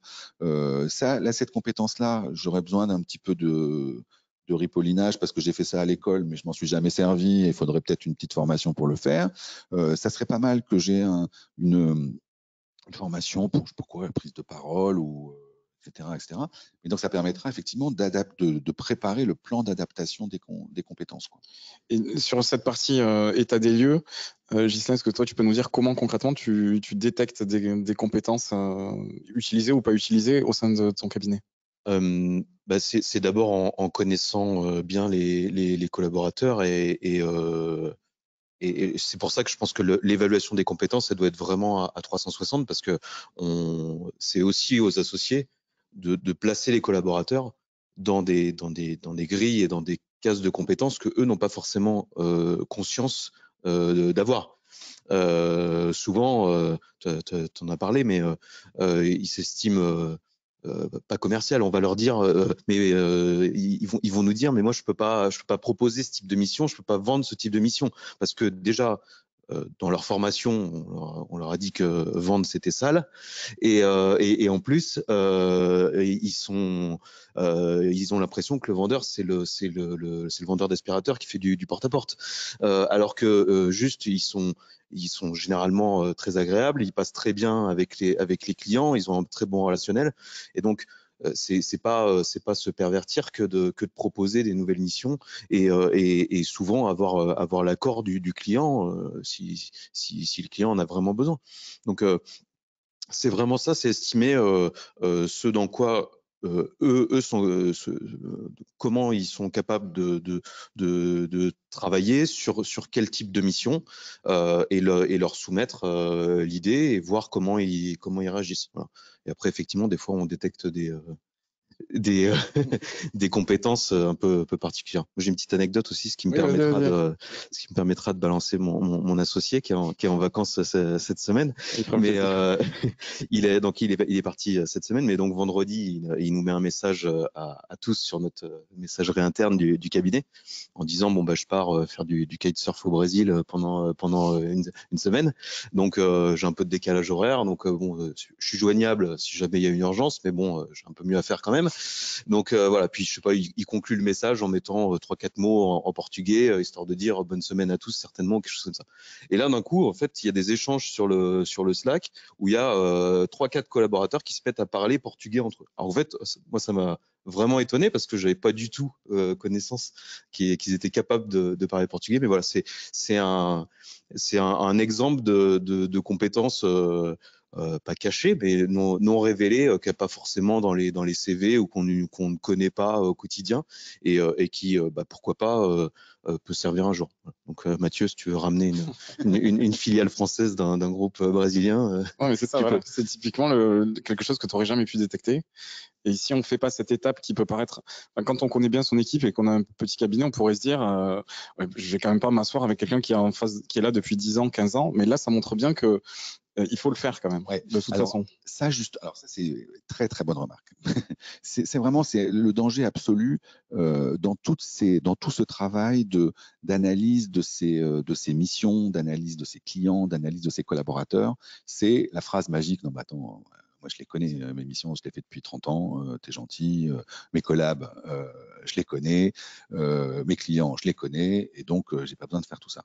Et en fait, non, parce qu'on voit bien effectivement que quand on creuse dans le truc, donc c'est l'exemple des gens qui parlent portugais, ça veut dire quoi concrètement? Ça veut dire que si on a une entreprise portugaise ou une filiale d'un groupe brésilien ou je sais pas quoi qui vient en France, qui nous sollicite, on va refuser la mission parce que personne parle portugais, quoi. Sauf c'est ballot parce qu'on en a juste 3 qui parlent portugais, quoi. Donc vraiment ce travail, ça vaut le coup de s'y pencher. Et puis même le travail individuel au niveau des collaborateurs, au niveau de l'équipe, de réfléchir à ses compétences, à ce qu'on sait faire, à ce qu'on pourrait faire d'autre, etc.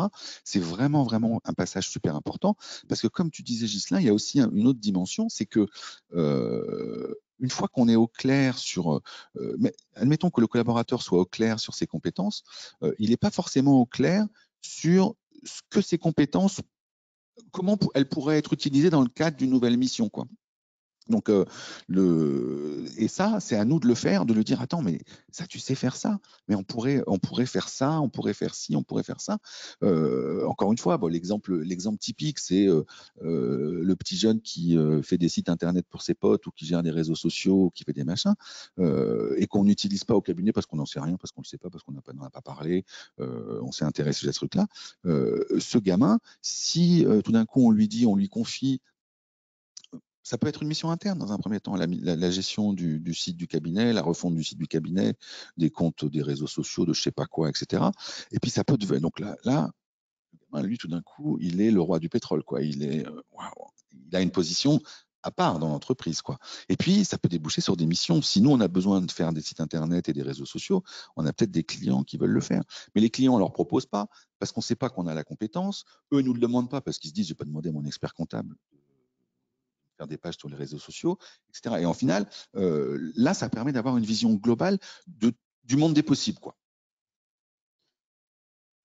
Du monde des possibles, et puis de comment on va faire pour adapter les compétences des métiers.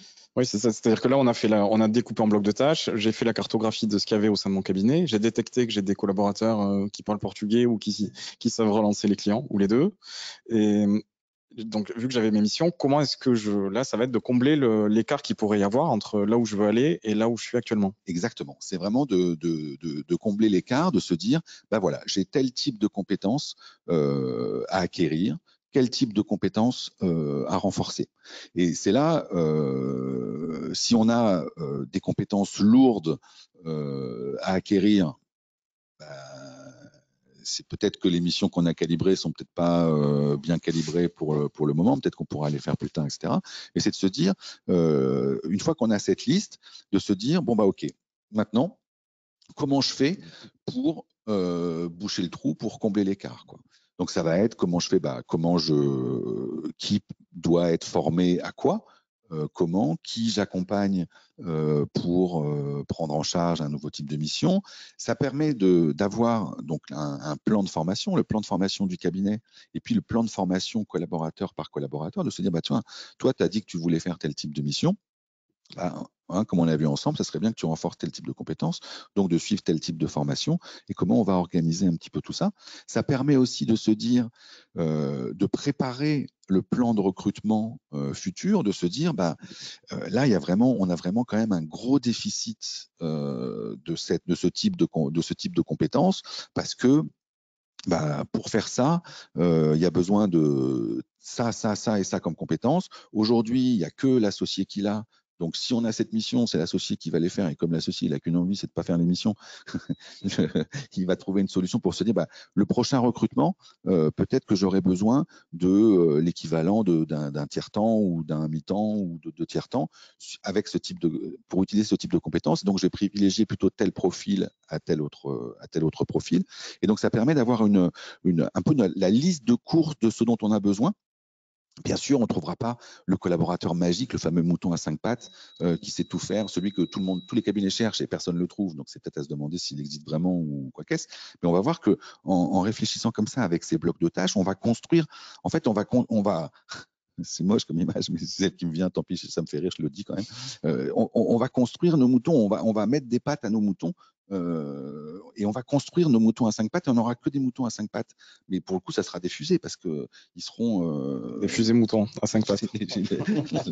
Voilà, on est parti de la fusée mouton. Et donc, et puis, et après, donc ça, c'est dans une vision un petit peu de plus long terme. Et puis, l'idée de se dire, il me manque tel type de compétences, mais pas de quoi créer un poste ou pas de quoi, ça va être 95% du temps, ça va être le cas. On va pas pouvoir créer juste un poste avec ça. C'est de se dire, comment je peux m'organiser? Est-ce que je peux m'organiser avec un confrère? Est-ce que je peux faire appel à de la sous-traitance avec les outils de l'ordre, BBZ, etc. Est-ce que je peux faire appel à un freelance? Est-ce que Voilà, c'est ça, c'est super intéressant, c'est-à-dire qu'il ne faut pas s'arrêter à dire j'ai fait ma cartographie, je veux faire telle mission, l'écart est trop grand, donc je ne vais pas y arriver, je laisse tomber. Il y a des possibilités, et ça répond aussi à la personne qui disait je suis toute seule dans mon cabinet. Elle peut aussi utiliser d'autres choses. Exactement, pour se dire, et là, on a vraiment pour tous les types de missions.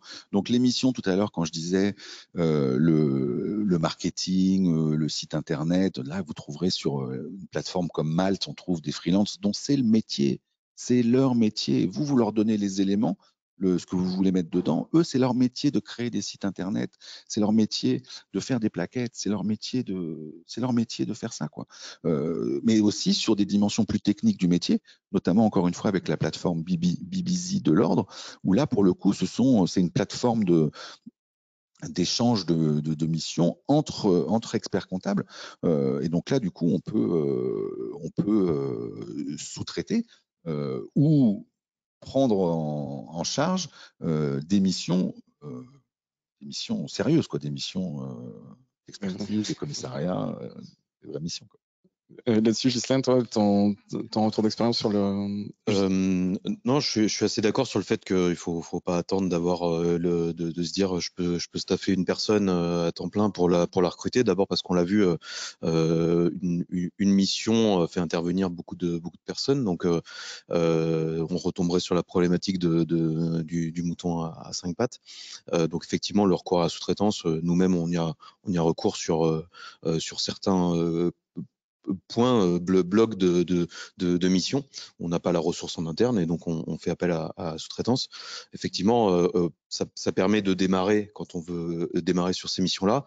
Alors c'est sûr que la rentabilité n'est pas la même quand on le fait en interne, voilà, mais pour moi c'est aussi une une courbe d'expérience, c'est-à-dire qu'en fait, on investit avec moins de marge au début, mais pour acquérir la compétence, pour pouvoir être à l'aise sur ces missions, pouvoir la proposer à d'autres clients, et puis avoir au final petit à petit un volume de missions qui permet de commencer à prendre ses propres collaborateurs pour traiter ces missions-là. Mais la sous-traitance, elle existe, tu l'as très bien cité, parfaitement sur le marché, avec des gens qui interviennent en marque blanche. Donc quelque part, c'est comme s'ils étaient membres du cabinet, et c'est tout aussi qualitatif que des collaborateurs. Donc j'encourage là-dessus.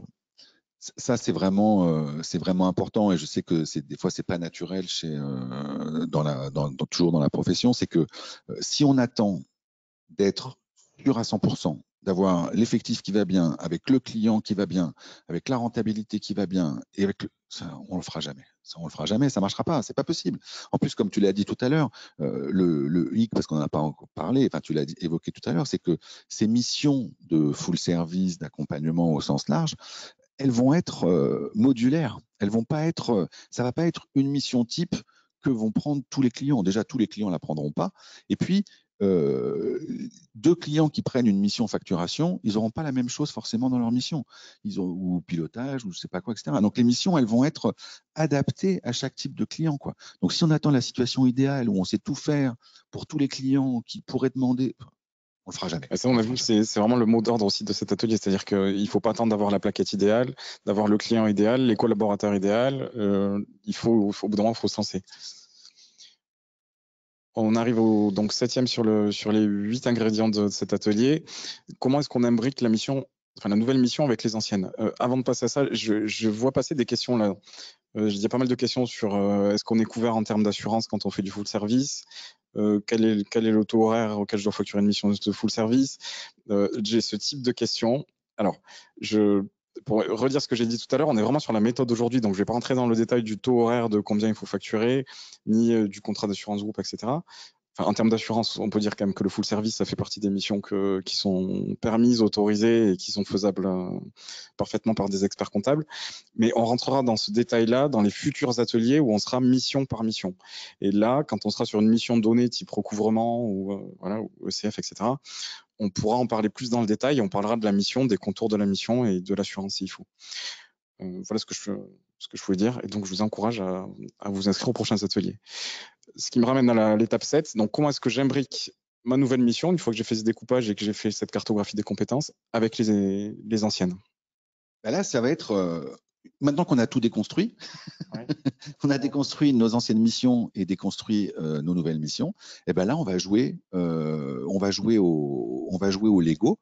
On va jouer au Lego de se dire comment on construit la mission du client Intel, qui ne sera pas la même mission que le client Untel, etc. Donc, on va lister tous nos missions, tous nos blocs de tâches de toutes nos missions. On va se rendre compte que des blocs de tâches, il y en a qui sont communs à plusieurs missions. Typiquement pour faire, je sais pas, s'il y en a une mission de pilotage, la récupération des pièces, elle fait partie de toutes les missions. Donc déjà, ça va faire un premier bloc. Et puis on va faire la chronologie de la mission. On va faire la liste de la chronologie de la mission. Par quoi on commence, par quoi pour faire par exemple, je sais pas, si on veut faire présenter des tableaux de bord à son client je sais pas quoi, le 5 du mois, ça veut dire que le premier, il faut qu'on ait construit des tableaux de bord, ça veut dire que 10 jours avant, il faut qu'on ait la compta à jour, ça veut dire que 10 jours encore avant, il faut qu'on ait fait ceci, qu'on ait fait la saisie, qu'on ait fait la tenue, etc., etc. Donc comment on liste tout ça, comment on fait la chronologie de cette mission, sachant que effectivement les missions, on va commencer par les missions qui intègrent de l'accompagnement, que ce soit du full service ou parce que c'est elles qui vont un peu rebattre les cartes de la mission traditionnelle et nous pousser, nous obliger, nous contraindre à faire la mission différemment, mais à faire la mission de base, elle aussi différemment, quoi. Ouais, c'est ça, c'est qu'une nouvelle mission, c'est pas juste j'empile un nouveau bloc sur tout ce que je faisais jusqu'à maintenant. C'est si je veux pouvoir dégager du temps et le faire de façon efficace, je suis obligé de repenser aussi ce que je fais aujourd'hui pour mutualiser ce que je peux mutualiser, automatiser ce que je peux automatiser. Exactement, parce que comme on l'a dit, on va avoir du mal à avoir des ressources supplémentaires. Et donc, dans un premier temps, on va déjà commencer à essayer de réfléchir à isopérimètre. Et on va voir que même à isopérimètre, une fois qu'on a déconstruit nos Lego, quand on reconstruit le Lego de façon propre, ça prend moins de place que le sac de Lego tout entier. Et ce qui veut dire qu'on va peut-être arriver à une situation où il y aura beaucoup d'interlocuteurs au sein du cabinet pour un même client, parce il y en aura un qui sera que sur la collecte, l'autre qui sera que sur la relance, etc. Est-ce que toi, c'est un problème pour tes clients d'avoir plusieurs interlocuteurs pour une même mission full service? Alors aujourd'hui, jusqu'à présent, ça n'a jamais été un problème, mais parce qu'on les informe, on les prévient dès le début qu'en fait, ils vont avoir 4, 5, 6 interlocuteurs, parce qu'effectivement, il va y avoir une personne sur la partie compta pure, avec un chef de mission en supervision, qui va y avoir une autre personne sur la partie facturation, une autre personne sur la partie recouvrement, une autre sur le social, une autre sur le juridique. Donc, ils sont informés des interlocuteurs, ils sont identifiés, connaissent les interlocuteurs, et eux-mêmes arrivent à se dire, OK, si j'ai une question sur le social, je vais poser la question à un tel. Si j'ai une question juridique, je vais poser la question à un tel. Là, c'est une question comptable, donc ça va là.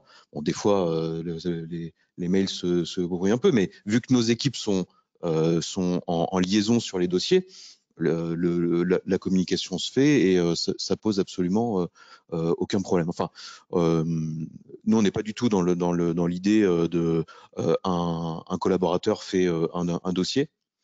On n'est plus là-dedans, et honnêtement, ça pose pas de problème à nos clients. Donc même ça peut pas être une objection. Enfin, c'est une objection qu'on pourrait s'auto-infliger, mais bien sûr, c'est une objection qu'on entend souvent, mais qui est plus, je suis entièrement d'accord, qui est plus un argument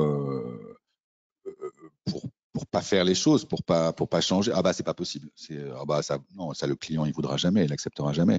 Et le client, quand on lui explique, il accepte tout à fait. Mais effectivement, ça a des répercussions en cascade sur le modèle des cabinets, parce que ça veut dire plusieurs intervenants sur un dossier. Ça veut dire qu'il faut qu'ils travaillent ensemble. Ça veut dire qu'il y a un circuit d'information qui soit quand même bien organisé. Ça veut dire que les collaborateurs acceptent d'abandonner des tâches qu'ils faisaient jusque-là. Donc, ils se spécialisent un petit peu. La spécialisation, c'est pas toujours, c'est souvent un petit peu un chiffon rouge dans la profession, parce qu'on voit ça dans toutes les professions d'ailleurs. Se spécialiser, ça veut dire abandonner des tâches, donc perdre de l'expertise.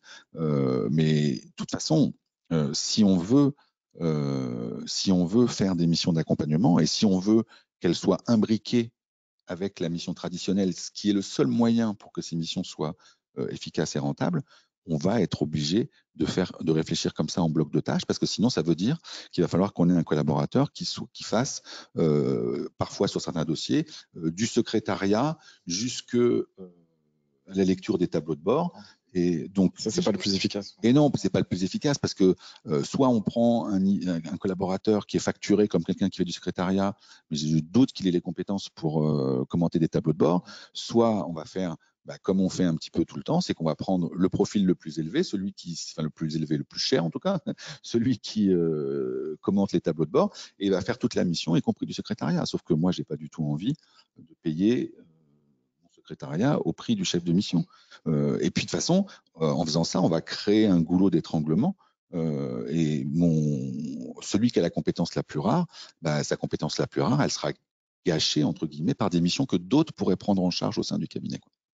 Et juste pour ajouter un point, c'est l'idée, c'est la spécialisation par collaborateur. Alors ça a deux buts, c'est d'avoir des gens qui aiment ce qu'ils font. Enfin, l'exemple que je vais prendre, c'est le social.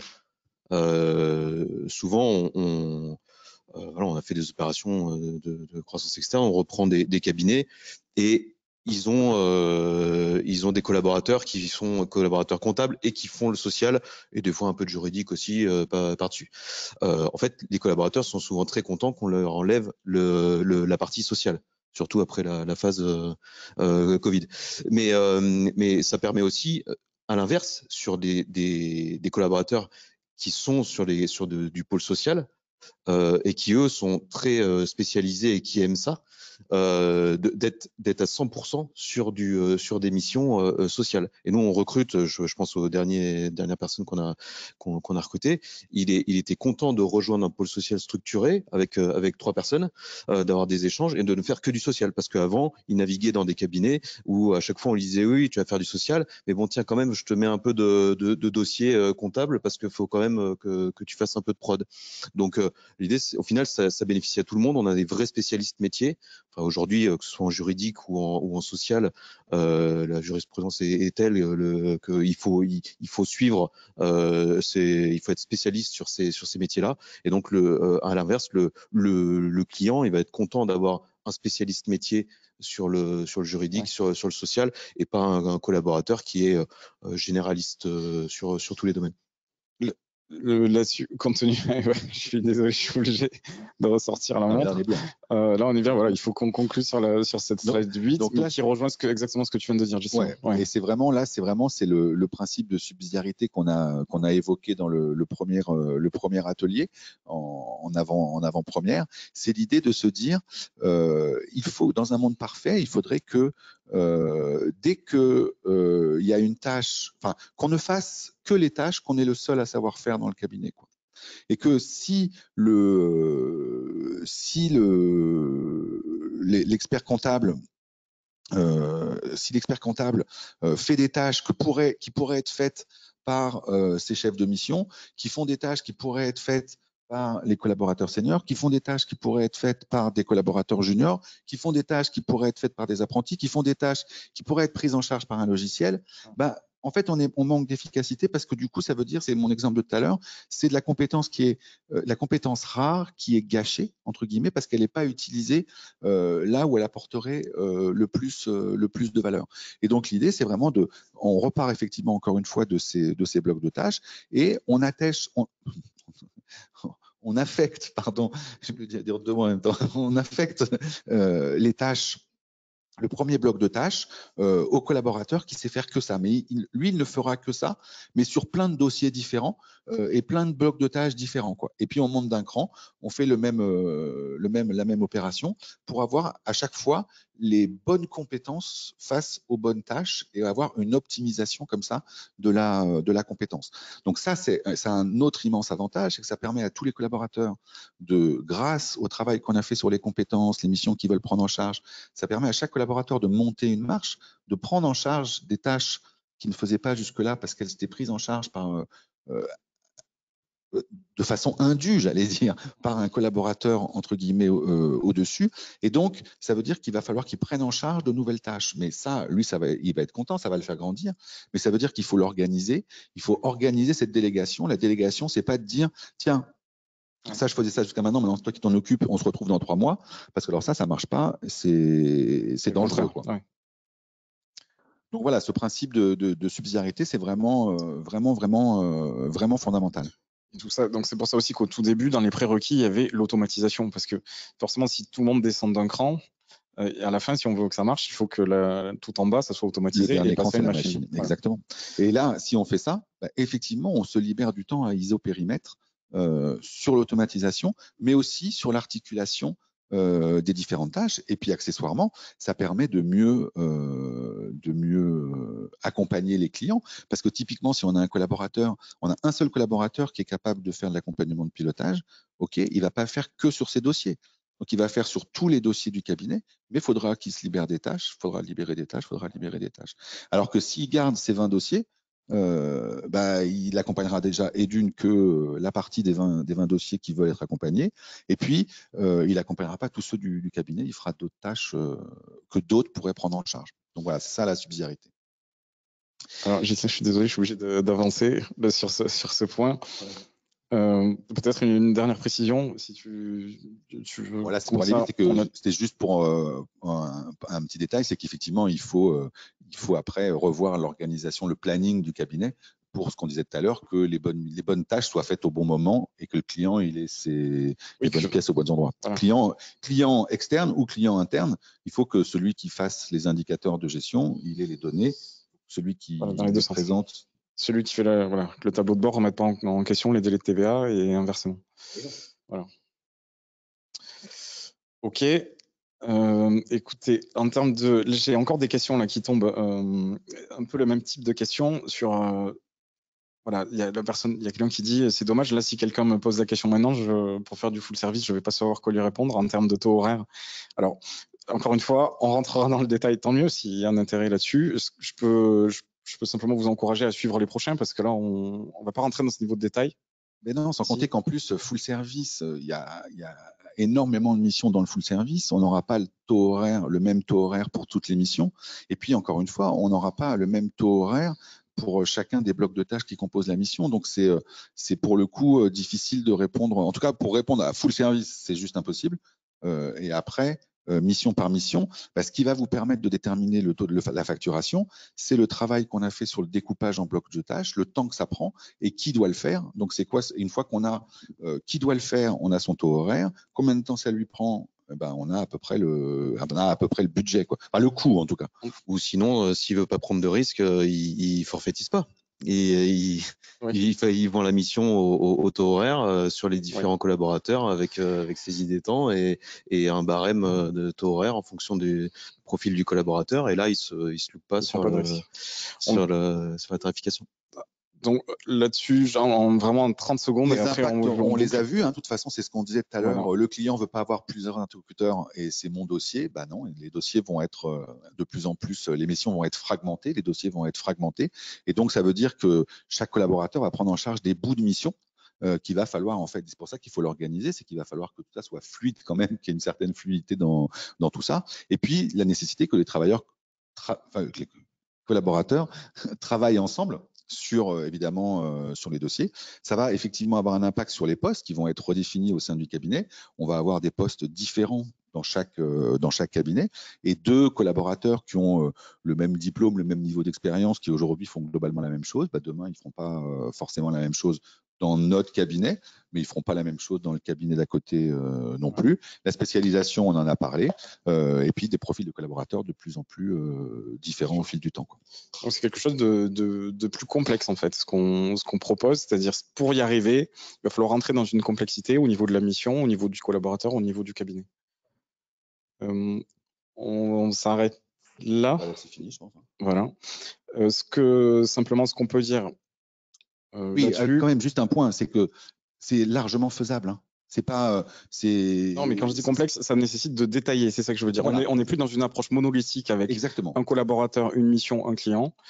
Ça nécessite de rentrer dans un certain détail. Il faut détailler, il faut prendre du temps et puis il faut accepter de faire différemment des choses qu'on fait de la même façon depuis 5, 10, 15, 20 ans, quoi. Mais c'est pas, ça prend du temps, ça, faut pas se mentir, mais c'est largement faisable. Les cabinets qui s'en donnent les moyens y parviennent. Il n'y a pas besoin d'être Deloitte pour y arriver, d'avoir une taille gigantesque. Et le seul truc, c'est qu'à un moment, il faut se lancer, quoi. Donc, vous avez l'adresse du guide qui n'est pas encore disponible, mais qui le sera dans les jours qui suivent. Écoutez, c'est bon, je vous remercie. Merci beaucoup, Ludovic. Merci beaucoup, Ghislain, pour ces retours d'expérience. Là, on peut que vous encourager à vous inscrire quand les liens seront connus et à continuer à suivre cette série d'ateliers de la transformation parce que c'est vraiment pensé comme un parcours, on le répétera jamais assez. Si vous êtes là, c'est que le sujet vous intéresse et on va rentrer dans le détail et répondre à toutes ces questions. Les questions beaucoup plus opérationnelles que vous vous posez, on y répondra dans les ateliers qui suivent. Donc surtout, inscrivez-vous au prochain, on compte sur vous là-dessus. Merci à tous et je vous dis à très bientôt pour une prochaine édition. Merci, bonne journée. Bonne journée à vous.